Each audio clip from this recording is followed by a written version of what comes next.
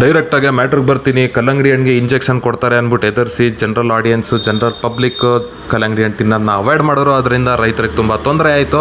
ಅದಕ್ಕೋಸ್ಕರ ಈ ವಿಡಿಯೋ. ಮತ್ತು ಎಲ್ಲರೂ ಅಷ್ಟೇ ಕಲ್ಲಂಗಡಿ ಹಣ್ಣನ್ನ ಇಷ್ಟಪಟ್ಟು ತಿನ್ನೋರು ಕೂಡ ಈ ವಿಡಿಯೋನ ಶೇರ್ ಮಾಡಿ. ಏನಕ್ಕೆ ಅಂತಂದರೆ ಹಿಂಗೆ ಕಲ್ಲಂಗಡಿ ಹಣ್ಣನ್ನ ತಿಂದೆ ಬಿಟ್ಬಿಟ್ಟು ಈ ಥರ ರೇಟ್ ಸಿಗದೆ ರೈತರಿಗೆ ಆದರೆ ಅವ್ರು ಕಲ್ಲಂಗಡಿ ಹಣ್ಣನ್ನ ಬೆಳೆಯೋದೇ ಬಿಟ್ಬಿಡ್ತಾರೆ. ಅವಾಗಿನ ಮುಂದೆ ನೀವು ಕೇಳಿದ್ರು ಕಲ್ಲಂಗಡಿ ಹಣ್ಣು ಸಿಗೋಲ್ಲ ನಿಮ್ಮ ಕೈಗೆ, ಸಿಕ್ಕಿದ್ರು ಗಗನಕ್ಕೇರಿರುತ್ತೆ ರೇಟು. ಅದರಿಂದ ಇವಾಗಲೇ ಎಚ್ಚರಿಸ್ಕೊಳ್ಳಿ.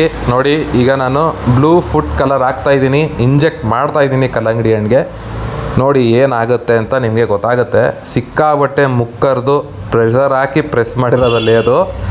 ಅದಾದಮೇಲೆ ನೋಡಿ, ಈಗ ತೆಗೆದ್ನ ಎಲ್ಲ ಹೊರಗೆ ಬರ್ತಾಯಿದೆ ಆಲ್ರೆಡಿ. ನೋಡಿ ಸುಮ್ಮನೆ ಎಕ್ಸಿಟ್ ಆಗ್ತಾಯಿದೆ. ಹಿಂಗಾಗೋದ್ರಿಂದ ಬೆಳವಣಿಗೆ ಟೈಮಲ್ಲಿ ಹಿಂಗೆ ಮಾಡಿದಾಗ ಸರಿಗೆ ಶೇಪೇ ಬರೋಲ್ಲ ಕಲ್ಲಂಗಡಿ ಹಣ್ಣಿಗೆ, ಆಯಿತಾ?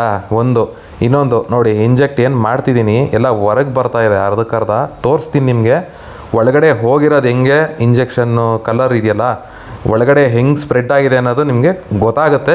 ನಿಮ್ಗೊಂದು ಐಡಿಯಾ ಬರುತ್ತೆ ಏನಕ್ಕೆ ಇಂಜೆಕ್ಷನ್ ಮಾಡಿದ್ರೆ ಈ ಥರ ಆಗುತ್ತೆ. So it is highly impossible to inject food colouring into the watermelon like this. ನೋಡಿ ಎಲ್ಲ ಕಲರು ಎಲ್ಲ ಅರ್ಧಕ್ಕರ್ಧ ಹೊರಗೆ ಬಂದ್ಬಿಟ್ಟಿದೆ. ನೋಡಿ ಈ ಥರ ಆದಾಗ ಬೆಳವಣಿಗೆ ಟೈಮಲ್ಲಿ ಹಿಂಗೆಲ್ಲ ಆಯ್ತದಲ್ಲ, ಹಿಂಗಾದಾಗ ಕಲ್ಲಂಗಡಿ ಹಣ್ಣು ಶೇಪೇ ನೆಟ್ಟಿಗೆ ಬರೋಲ್ಲ. ಅವಾಗ ನೀವು ಟಚ್ಚು ಮಾಡಲ್ಲ ಕಲ್ಲಂಗಡಿ ಹಣ್ಣ.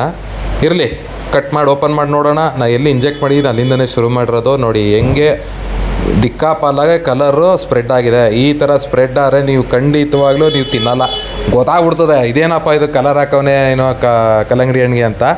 ಮಾಹಿತಿ ಬಂದಿತ್ತು ಏನಪ್ಪ ಅಂತಂದರೆ, ಹತ್ತಿ ತೊಗೊಂಡು ಕಲ್ಲಂಗಡಿ ಹಣ್ಣು ಮೇಲೆ ಪ್ರೆಸ್ ಮಾಡಿದ್ರೆ ಕೆಂಪು ಕಲರ್ ಆಗುತ್ತೆ ಹತ್ತಿ ಅಂತ. ಕಲ್ಲಂಗಡಿ ಹಣ್ಣು ಕೆಂಪು ಕಲರ್ ಇದ್ದು ಕೆಂಪು ಜ್ಯೂಸ್ ಕೊಟ್ಟಾಗ ಹತ್ತಿ ಪ್ರೆಸ್ ಮಾಡಿದಾಗ ಕೆಂಪು ಕಲರೇ ಬರೋದು, ಇನ್ಯಾವ ಬೇರೆ ಕಲರು ಬರಲ್ಲ. ಸೊ ನಿಮಗೆ ಅರ್ಥ ಆಗಬೇಕು ಏನಂತಂದರೆ, ಲೈಕೋಪಿನ್ ಅಂತ ಆ್ಯಂಟಿ ಆಕ್ಸಿಡೆಂಟ್ ಇದೆ, ಅದರಿಂದ ಕಲ್ಲಂಗಡಿ ಹಣ್ಣು ಕೆಂಪು ಬರುತ್ತೆ. ಅದು ನಂಬರ್ 1 ಆ್ಯಂಟಿ ಆಕ್ಸಿಡೆಂಟು ಮನುಷ್ಯಗೆ ಭಾರಿ ಒಳ್ಳೆಯದು.